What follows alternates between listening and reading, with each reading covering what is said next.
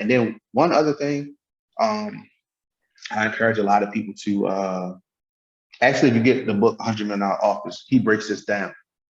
But he talks about how you can take something as simple as like time management. Like, let's say an ebook on time management. That's a general ebook. Yeah. Right. So you might sell at $5, $10, $15. All right, cool. That's general. You say time management for entrepreneurs, right? That's a little bit more niche. So you can sell that for a little bit more. You might sell that for 47, 57. Then you can say time management for entrepreneurs in credit repair, right? That's niche. We're clear. Right? So now you're more clear, right? So you Yeah. can sell that for even higher. And then you say time management for entrepreneurs in credit repair that's running a 6-figure credit repair business. That's even more niche. Yeah. So now you're speaking to a certain set of people, but they got a problem. So like, yo, how do I manage my time?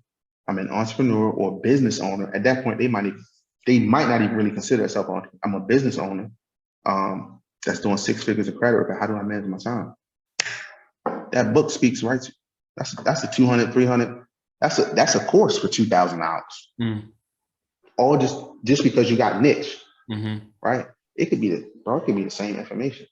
And I learned that from Warren Buffett one time. He was just like, yo, I can tell you the same information as a hobo on the street, but you won't listen to me because I got credibility, but it's the same information, right? So you also want to include some type of credibility with it, but it's the same info just packaged up with a new ribbon on it can sell for a lot more.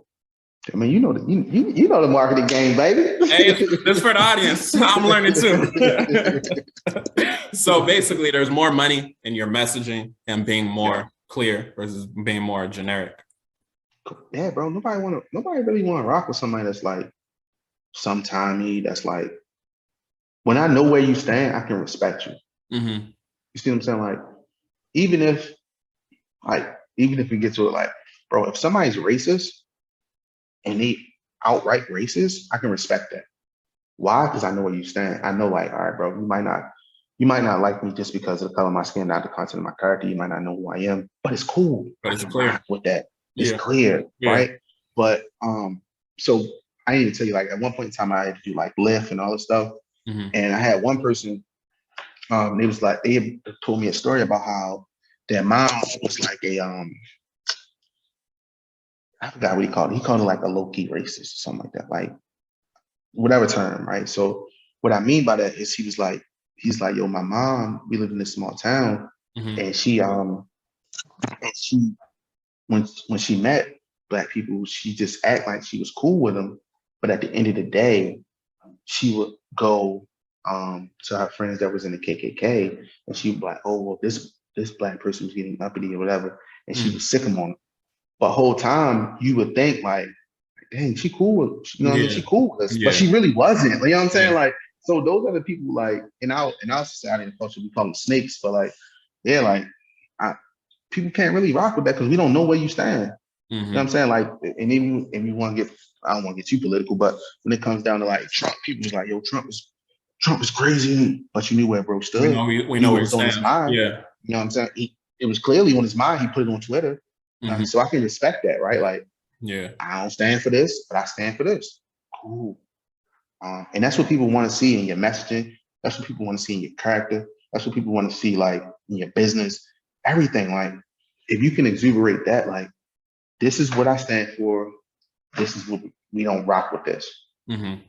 So you can call to, your people, and people appreciate that, bro. Nobody want to deal with a sometime person. Yeah. Nobody. So. Most definitely.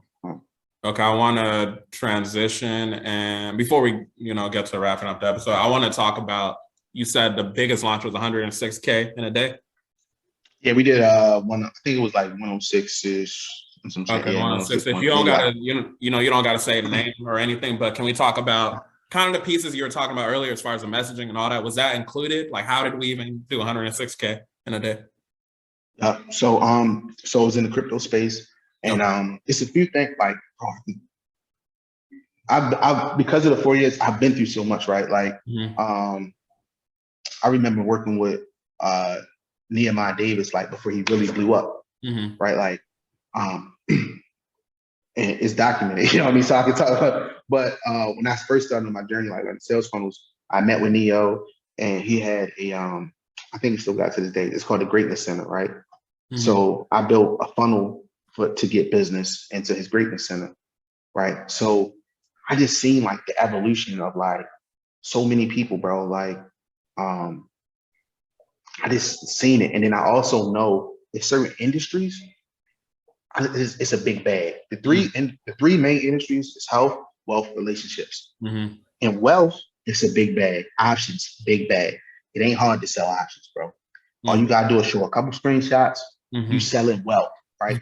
You selling wealth, right? Crypto, same thing. You selling wealth, but in crypto, it's one thing that's just like, yo, it's a lot of barriers. Think about it.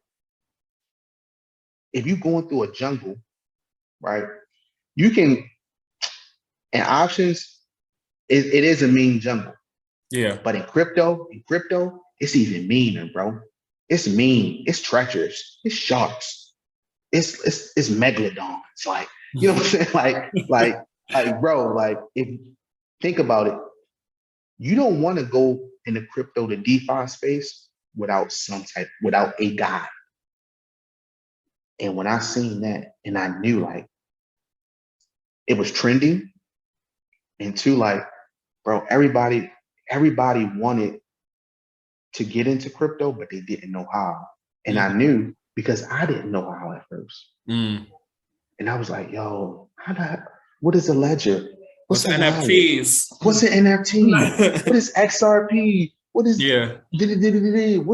what's a you know what I'm saying? Like, what's a blockchain? What's ETH? What's Avalanche?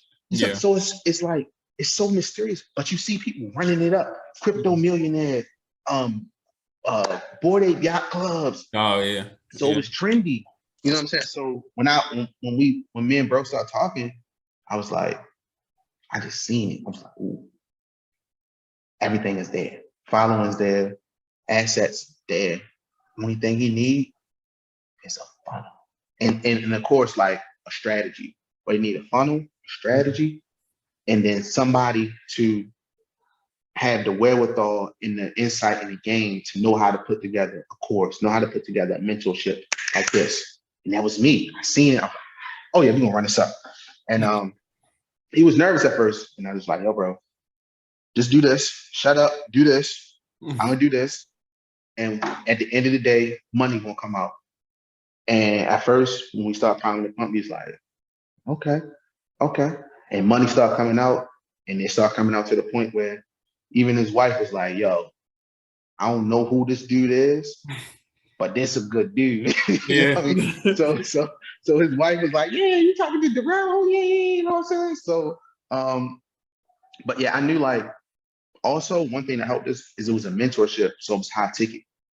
Okay, so high ticket is important. Correct. It's very important.